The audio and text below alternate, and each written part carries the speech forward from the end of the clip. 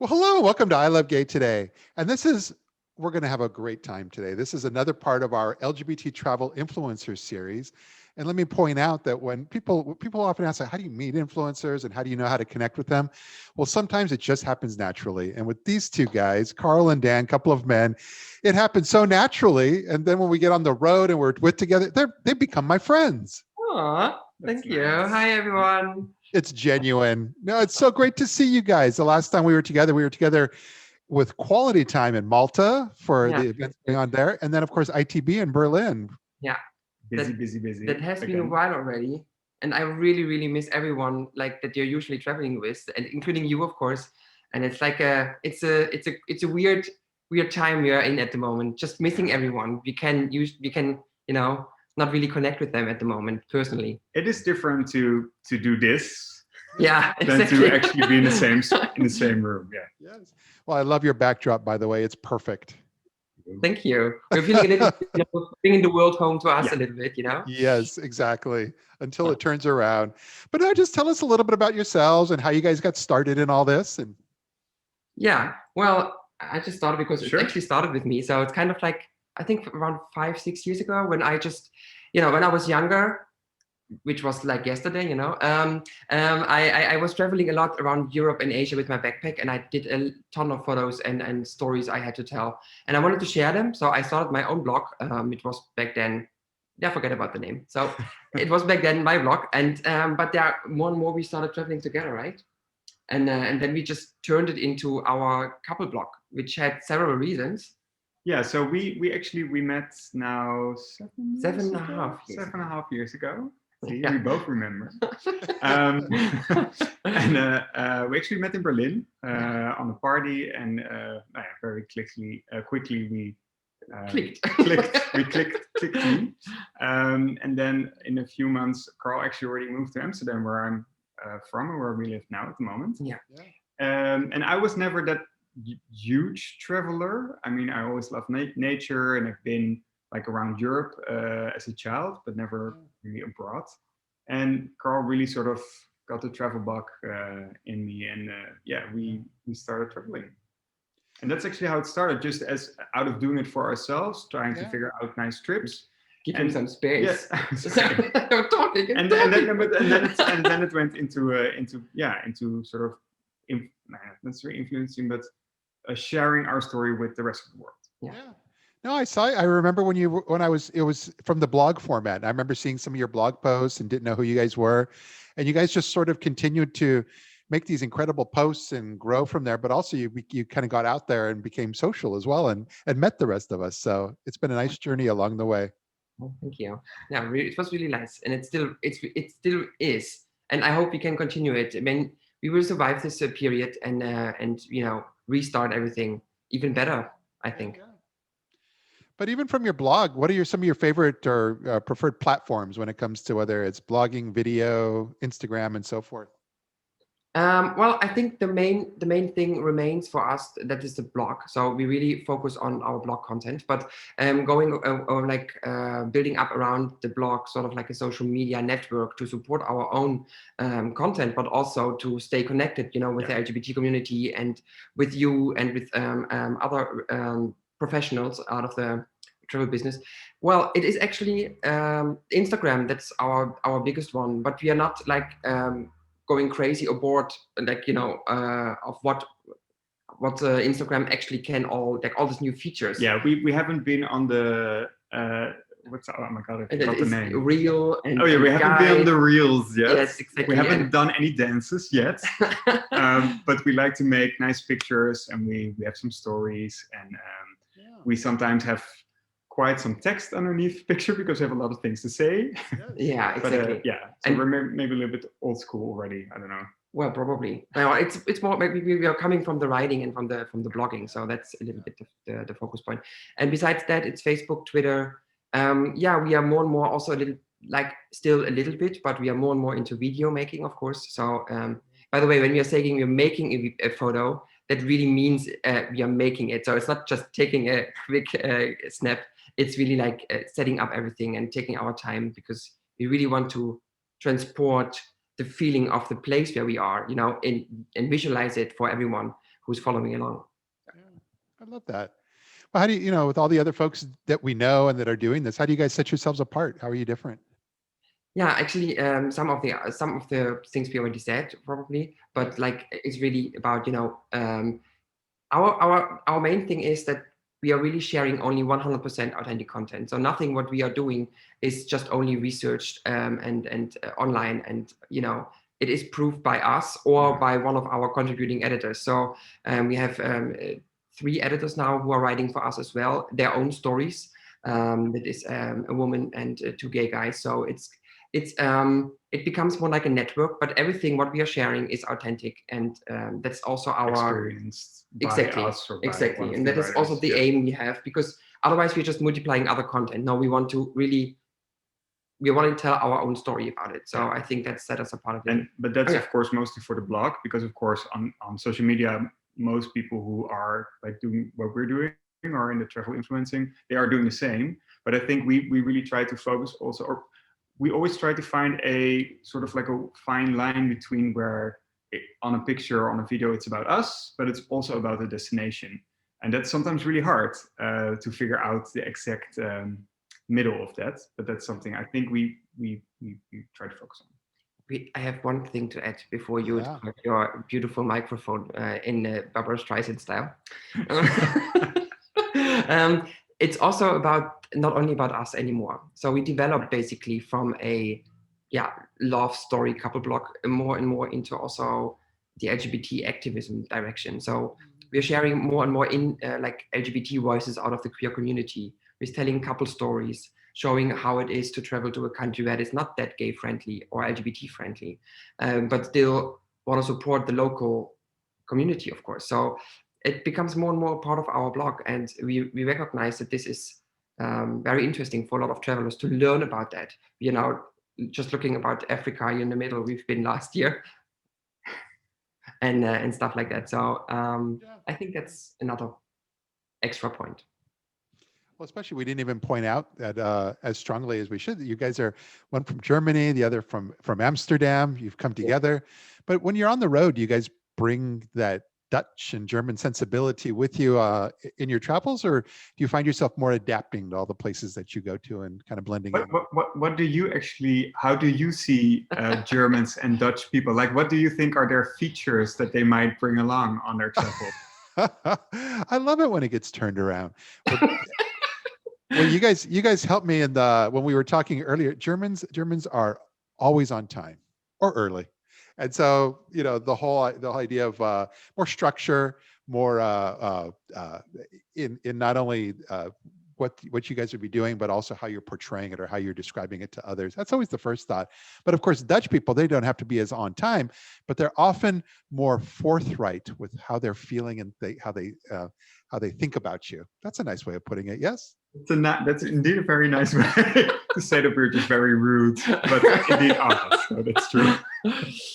I think also if you speak in very like big terms, like Dutch people are very cheap, or at least that's how we portray it, and it's also kind of true. So we like to go on travel, like we like the discount, and we like the nice sort of like nice discount trip. Where Germans, on the other hand, they really want to go for quality, and they even are willing to pay a little more, but as long as the quality they get is what they're expecting. And answering your question, well, I think we are having a little bit of both when we are traveling. So we love to indulge in the atmosphere and in the for example, we were together in New York, right? So in the big city feeling, and which we don't really have in Europe, because our biggest cities are London, Paris, and a little bit of Berlin, and but the bigger ones. So as an example, but still being on time, going for good quality, deciding for the stuff that we really like, and which sometimes is a little bit more expensive, but that is we are having. It's about the best time of our year.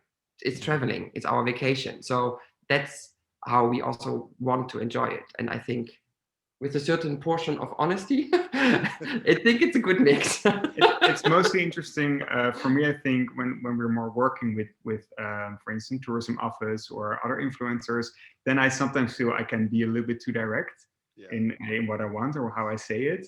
But at least, yeah, I know, yeah. At least it's honest and it's like well meant, but it's not. I'm not trying to be mean. I love it. I love it.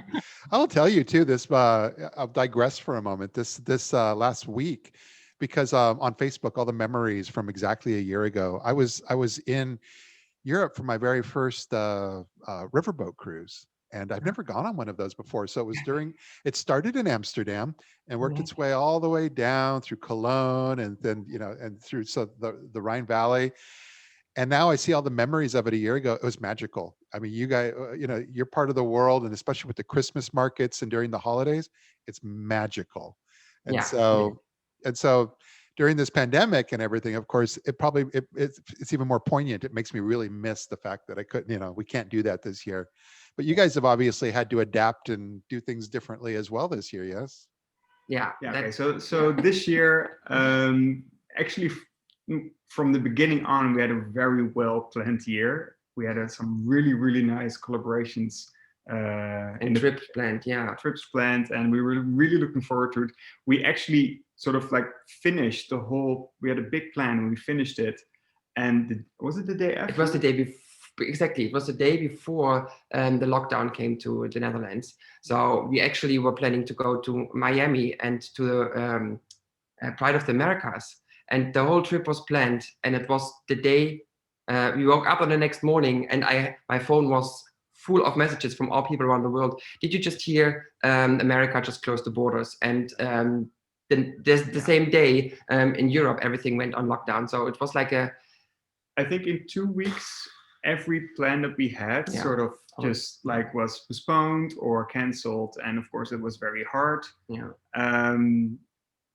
But it was just then we have to figure out something else. And I think like a lot of people did and are still doing, it was all about like adjusting and finding your own way again in a different environment. So we both focused on our freelance stuff. So I'm a writer professionally, a copywriter and translator and photographer, and Daan is all about visuals. I'm director in theater and also an actor. Well, that's at the moment. There's also not a lot of things to do. But you're making the beautiful videos we are sharing, right? Exactly. And so just started to doing other jobs to at least to be able to stay in our lovely home and to feed our lovely cats. Yeah. And on the other hand, it was actually also very nice to be at home for such a long time, because we haven't been for 3 or 4 years, I guess. Yeah. Right? So for such a long time, and I mean, it's all, it was coming down to the point that we were not allowed to travel anymore, to leave our country, or for a while, even our house to a certain degree. But this hard lockdown was actually quite effective, what we had here in Europe. And it was also not, I mean, at least in Holland, people could still go outside. So you could still go for a walk. And I think that made it bearable for us, because I can imagine if we also had some friends in Spain and stuff. In Spain, who had to stay inside the whole time. And that would be and then we had this really, it almost felt kind of normal, the summer period here in Europe. So we were even able to travel again. So we did, like, instead of flying somewhere long distance, we decided to do a road trip. We went to South Sweden, to Malmö, where the World Pride will be next year. Then to Germany, visiting my family, my children. And then we went down to Austria and back to Amsterdam. And I think it was 2 or 3 weeks after, all the borders closed again, and traveling was limited very much. And now we are in lockdown again since, what is today? Wednesday. Since Monday, the lockdown here in Amsterdam. So everything is down in Germany as well, in most part of Europe, actually. So Christmas is really, again, just the 2 of us. No, 3 of us. So the 3 of us on our Christmas tree. Yeah. It's like Christmas is canceled, like those shows we grew up with as children, and we need a miracle to come here and save Christmas. Yeah, that's true. That would be lovely. But also, I hope that I know with IGLTA is planning to be in Atlanta in September. So hopefully I'll be able to see you guys in the real world if you decide to come out here. And I just found out yesterday, by the way, and this is important for, especially when you work with Thomas Bumpkus and his team over there, is that the week after IGLTA in Las Vegas, there's an LGBT tourism event that's now in its third year called Connect Thrive, and they are teaming up with Powwow, with IPW, and they're going to actually do it in conjunction with the whole thing with Powwow in Las Vegas the week after IGLTA. So just in case you come out, now you have another reason to just stick around in the United States for an extra week. It's on our list, Atlanta at least. And the other part, like I think IPW will be also on our list. So yes, we really can make this like a big... Do you do this in the US, or is it? Yes, very much so. I'm crossing fingers that it happens. Yeah, exactly. Yes. Exactly. And in Germany, you do press you press your thumb. You press your thumb. Interesting. Yeah, this is just like, for us. We're just wrestling with you when we do that. Exactly. But yeah, that is like a sort of like a different way. Oh, and what I forgot to tell, of course, was about when we're talking about the lockdown and the pandemic and everything. That it was a really weird.